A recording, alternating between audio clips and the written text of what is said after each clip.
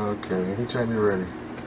Steve, I heard you mention another three-letter thing, whatever you, well, I'll call it a beam, you said it was WMD, which is rather strange as well. Could you help me understand what WMD is? Let me know when you're ready. I'm ready. Steve, you mentioned another acronym, meme, whatever it was, and you said it was WMD. Like, that kind of came off as kind of strange to me. So what's WMD all about? All right. Okay, so WMD is a horrible term, weapons of mass destruction, Okay. and I've changed the last word to disruption, weapons of mass disruption. And it's also three letters that mean, the first one, wicked, and I'll explain that, and then the second one is memetics, and the third one is dopamine. And that's my weapons of mass disruption, not destruction, but it is disruptive because it changes patterns and it shakes people up, and it's just disruptive. Okay. So the first, wicked, is simply code for wildlife and also being different, being the outlier, being the maverick, like this vessel is named, being not of the pack, not of the wolf pack. That's the wicked. Mm-hmm. And at the root of the English language, when you drill down into Wiccan, W-I-C-C-A-N, you end up with the Celtic word for wisdom. That's all wicked means, is wisdom. It's not about black hats and cats and ladders and broomsticks. It's about looking for wisdom. And I use it as a metaphor for wildlife, which in the ancient religions, the pagan, the druids, it's all about nature and balance. And that's what Wizard of Oz was supposed to be about, but only the people who read the books knew that. And so we needed another book in the 1990s to lay it all out from us. That's where we got the play, Wicked, and that's where everybody started going, oh, it looks like the Green Witch, duh, with the green face is the one that cares about the wildlife, and the White Witch, not so much. So then memetics, which is also where we get memepire, is about copyability and about making it easy for people to make money instead of hard. Nobody wants to sell, nobody wants to do all the hard stuff, so you have to make it easy. That's what memetics is about. That's that component. And what ties it all together is dopamine. And dopamine is also the other serotonins and endorphins that are secreted by the human body, and chemicals and hormones, whatever, but the brain makes them. So it's like, well, if we just sell drugs that are created in our prospects, it's legal. And that's really what's happening when you go to a NASCAR race, or when you watch a scary movie, or when you go to a football game, is what you're buying is what that event makes your brain do to you and makes you feel good. Feel good, okay. Right. Got it. And so if you have enough dopamine in the equation, usually from video or from completely in-person, personal, experiential behavior that creates that dopamine or that endorphin, then you're having fun, and people like to buy things if they're having fun. And then you don't have to know how to sell them. That's where the memetics factor comes in, because if it's fun enough, you don't have to sell it, it sells itself. And when you have something that sells itself, everybody wants to sell it. Everybody wants to share it. It's no longer selling, it's just inviting, it's just sharing, and that makes it extremely disruptive if you put an organizational component to it and you build a large organization of people who are sharing a really fun lifestyle, a really fun thing to do, a very large amount of dopamine, and a very large amount of money that comes into the people who are sharing it. So it comes easy. Comes easy. Cool. Thanks. Go into it. This is point 3 on your PDF. Yeah, right. Okay. The third. I'll just start with the third. Okay, start with a question. Is that what No, I'm just going to start talking about the third PDF, because you We're already just going to add it on to the first two. Add it on to the first two. Alrighty. Right. Yeah. Then you know where to put it in together. We'll put them together. Yeah. Right. Yeah, we can use this in different places too. We'll cut them all up into 3 pieces. Do a break here somewhere so I can on the So you break, can come in I can come in. and get him closer. So just when you think you have a good stopping point, Give him a little one of these. just Or, tell, I'll stop it down and I'll move over here. Oh, Okay. and so what am I going to do in between? I'm not sure what I'm, You're still on the same subject. right? I'm just breaking for me. Oh, I see. Okay, so, Yeah, so Well- if maybe you're 1 minute into it, you're just making the first statement. And then yeah, I probably won't even really need more than one or minute or a minute and a half to finish it all. we'll start with just saying this is the da-da-da. And then break Stop, it? and Okay. then break. Just this do is that. the third PDF. And Yeah. let's just launch into it. Okay. And then let me do one. So like a lead in, and then we'll do the whole That's thing. exactly Okay. right. Yeah. Let me do one little adjustment here before I'm going to give this a little bit more light here. Open this up. Okay. Now we're good. Okay. Okay. Go ahead.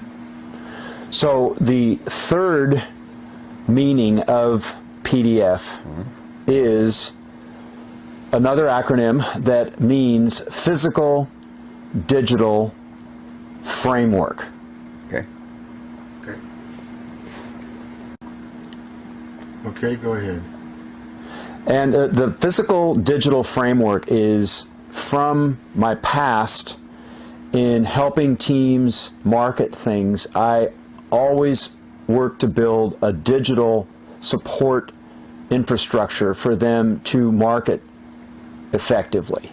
And I found that teams that had a digital framework to work from did better. They made more money, they learned from each other, they performed a function I call peer-to-peer support, where kind of like in a classroom, people are asking each other questions and they're supporting each Bouncing other. things back and forth. Yeah, it's a mastermind thing, and it's really powerful. And if you provide that in a digital fashion, when you have teams that are spread all around the world, especially in online marketing, it's really helpful for them to have a place to come to call their own that's not someone else's place, that you just borrowed from somebody and then they change the rules on you and it doesn't look anything like it does last week. Right. And it doesn't function the way you wanted to function. And I like to build those myself because I know how. I've been doing it for 20 years. I'm really good at it. I'm better than most anybody in the world at it. And so the digital part of the framework is really important, and it's really powerful, and we have framework tools that very few people in the world have to begin with. But then I started looking at how important the offline world, the brick and mortar world is, and that's the physical side of the framework. And that's where I discovered that it's so much easier for somebody to recruit and to build a business and to learn things and to work with their people and their teams if they have physical assets that you control. Not rented, not, well, we're going to go to this guy's beach and put our toes in the sand for once, or we're going to rent this cruise ship for a week.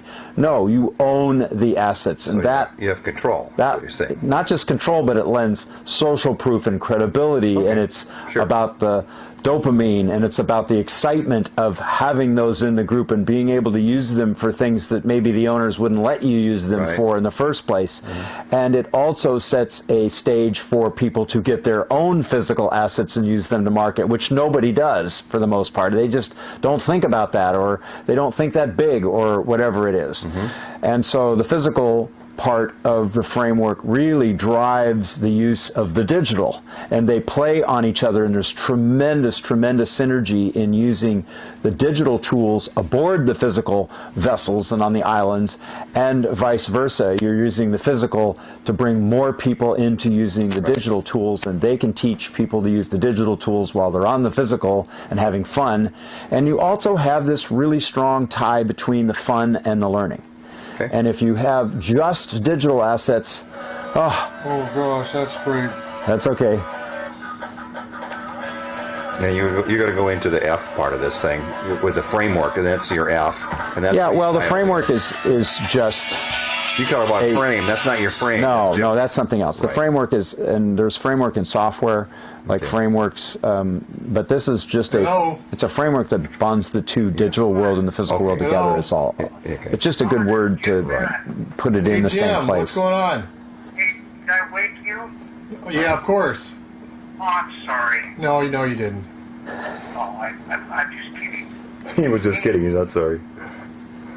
Are you busy or can I talk? Actually, I'm just finishing up a video shoot. The best time. I should call you back later on this evening if that's okay. That'd be fine. Okay, let's do that. Thanks, Don. Thanks, Jim. Bye. Bye. My neighbor. That's cool. Murphy, we needed 30 seconds. It's like almost there. I sense that. Yeah. Good timing. No, that's not a problem. That's not okay. a problem. We We can can even just keep right on going and then edit it. That's no big deal. Okay. So. Well, you're basically Where did you stop? he's talking about the physical and digital and how they play off of each other and increase the efficacy of either one. Yeah, and the last Far beyond part, what it could be. that I wanted to bring up was how the fun makes the learning. Okay, yeah. That's And actually, it could be head back physical digital fun. right. It's both. PDFF. So you get PDFF. You get a framework, physical digital framework within which you're going to have a lot of fun. Right. And increase your F finances. Which is Right. How many Fs we want in here, Steve? We can put a bunch of it there. Well, and when you think about it, there's only so much fun you can have online, and then it just kind of. Yeah, It's not the same. It's just, I mean, how much virtual sex can you have? How it's not the same, and you can't get drunk on the internet. It requires this. Right. You got to touch and do all the stuff that you can't do online. Right? Yeah, you can't run aground on the internet. Thank Okay. goodness. All right. Where do you want to?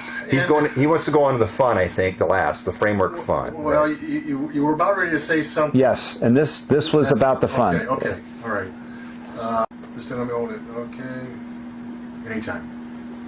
So the fun that you get to have when you are involved in a framework that has physical assets like islands and fires on the beach and the stars in the sky and the wild places and yachts and crossing oceans and going on a wagon train or a llama trip up into the high country is different than what you can experience on the internet with a Farmville game. Right.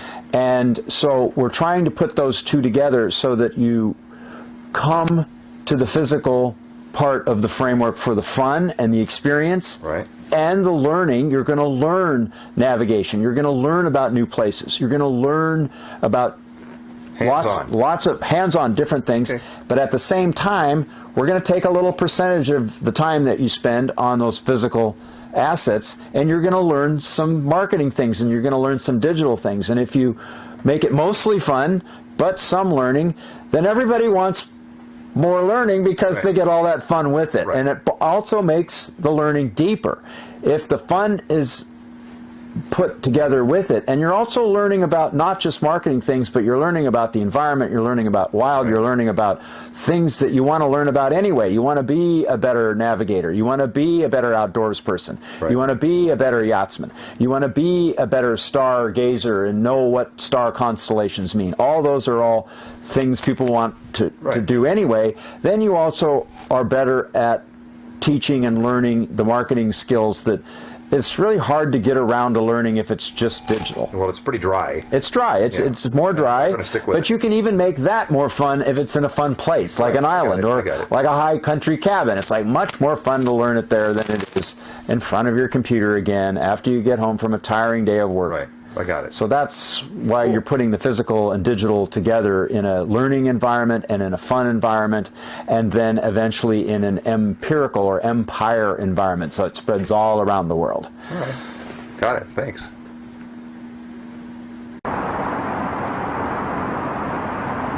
Hi, this is Steve, aka Paw Marks, coming to you. You moved a little bit. We're going to move you this way just a notch. A little bit. There you go. Okay, so am I in the way over here if I'm that way? Yeah, you're good now. Okay. Okay. Hi, this is Steve, aka Paw Marks, coming to you from beautiful downtown Port Orchard in the Lighthouse restaurant parking lot. Lighthouse is a established kind of icon of Port Orchard history that used to be called Tweetins, which has an interesting tie to our project because this is all about Twitter, and you'll hear about the hornbird, which is essentially Twitter in disguise. Tweetens, T-W-E-E-T-E-N-S, I believe it is an established restaurant that is now the Lighthouse and is now closed, shuttered, not functional anymore. It's on a big property, an acre and a half, I think, 1.4 acres. And we may actually be making an offer on it here shortly. But it's right smack dab in the middle of two long-time marinas here in Port Orchard. Railway Marina, which is over here to the, I believe it's the west of me. I get a little turned around here in Port Orchard. And over towards the east, we have the Sinclair Inlet Marina, where the Maverick is stationed on the end tie, the E8 position, the very farthest place that you can go from the gate of Sinclair Inlet Marina. The Maverick is out there on the end. People have to walk all the way out to the far end in order to get to the Maverick. And then Railway has kind of an iconic dock that has these huge vessels that come from Alaska to hang out for the winter, and some large vessels, like you can kind of see this great big huge, I believe it's a Chris, it's a big Chris craft, you know, a 40-footer or more, 40 to 50-foot Chris. And then there's a schooner there, and there's a ketch behind, and another schooner that's lots of interest. There's a tugboat out on the end, you'll see. And just very interesting, kind of the green of the Northwest, the wooden green buildings of Railway Marina with the iconic railway, the railroad tycoons as well as the timber tycoons are what built the whole Pacific Northwest over the last 250 years. And then on this end, you have further going over the city of Bremerton running Port Orchard Marina. That's down on the other side of this, on the other side of the public boat launch, which they just rebuilt, brand new public boat launch. And then this dock that comes out here in the middle is actually owned by the people who own the Lighthouse restaurant, and they're in the middle of rehabbing it because the city is forcing them or wants them to keep it up, and they don't even have any income coming in from the restaurant in order to pay for the dock. So this already has a marina designed, permitted, I believe, I'm not positive of that, ready to be built.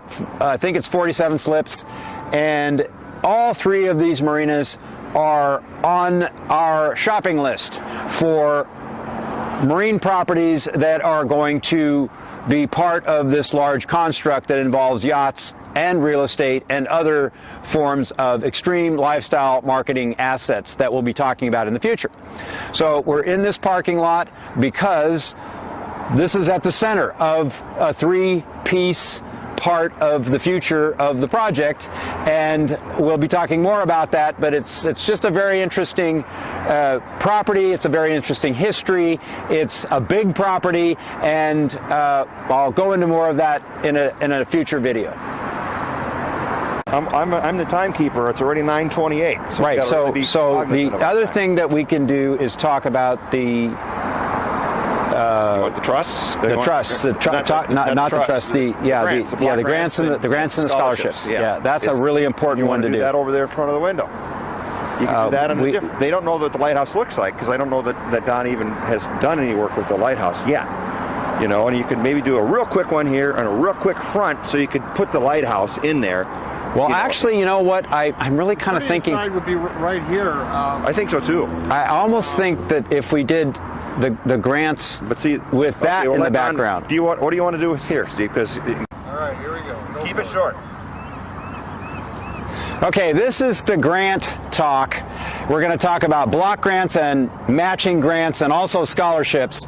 And right now, to my rear, we've got the military cargo in the background, and I'm looking at 4 or so carriers being deconstructed on the other side of Sinclair Inlet, and down the way, we've got active military carriers that are being worked on, and further down the way, this whole naval shipyard is right across the water from me, and that has a huge impact on this entire region. Its ability to maintain itself financially, its patterns, its behaviors, and how people behave has a lot to do with the military in this part. This has been here for over 100 years, and it has left a mark on this area. But we're going to talk about the grants for the project. Let's get to those.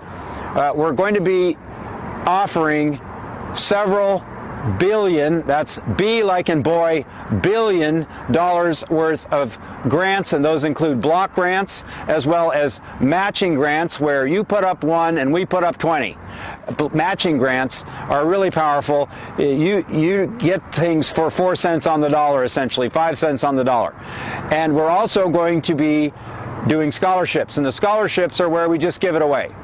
And then the block grants are actually essentially a collection of scholarships. So somebody that gets a block grant gets to give away a bunch of scholarships because they received the block grant, and they don't pay anything for the block grant. That's different than the matching grant, where somebody is paying for the privilege of getting that matching grant. And I'll go into further detail about the amounts and who gets them and why they're being given in a different video, but this is just to introduce the concept of block grants. That's a whole bunch of embedded scholarships, if you will, and then regular old matching grants where somebody puts up 1 and we put up 20, and then the scholarships where we just give it away to an individual.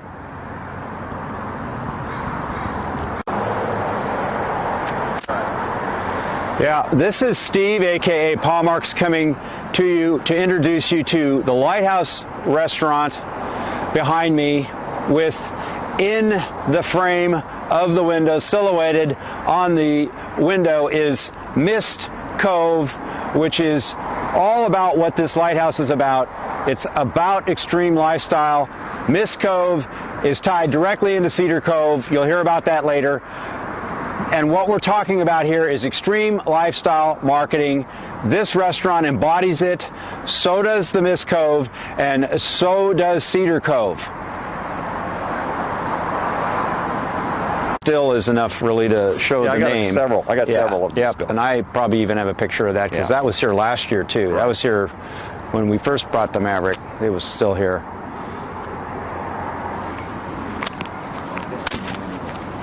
The prompting